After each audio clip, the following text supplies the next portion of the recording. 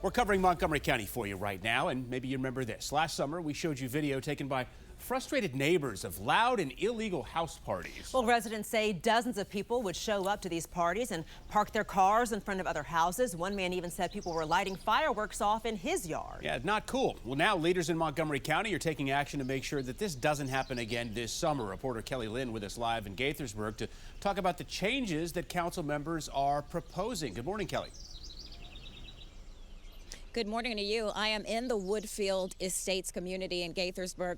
This is the neighborhood that was bothered by all of those house parties that they say one community member was having over and over again, and they say it turned this quiet and peaceful community into a nightclub. I want to share that video with you that they shared with me last summer. You can see it right here. They complained to me about loud music, and they told me that busloads of boisterous partiers were being dropped off in the community. One homeowner sharing video of people even setting off fireworks on his lawn, urinating on his property. Neighbors also showed me flyers that they say were shared on social media to promote the massive events. Those flyers displayed party pricing ranging from hundreds to thousands of dollars. To discourage large parties in residential areas, 2 Montgomery County council members have now introduced legislation that would increase fines for violations. The bill would prohibit any for-profit, unlicensed party that admits the general public.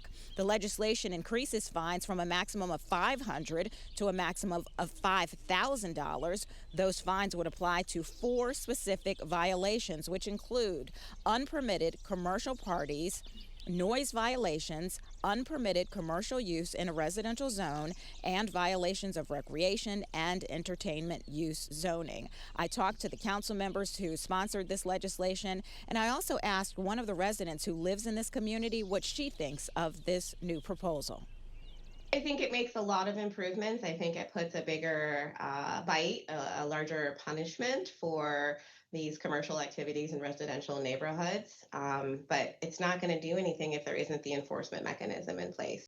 There is a provision in our noise ordinance that allows the county executive to delegate authority for enforcement to another department other than the Department of Environmental Protection. And that's something that I'm currently exploring with the county executive's office, because our county employees in that department work 9 to 5, Monday through Friday. And we all know noise complaints are at night and often on the weekend.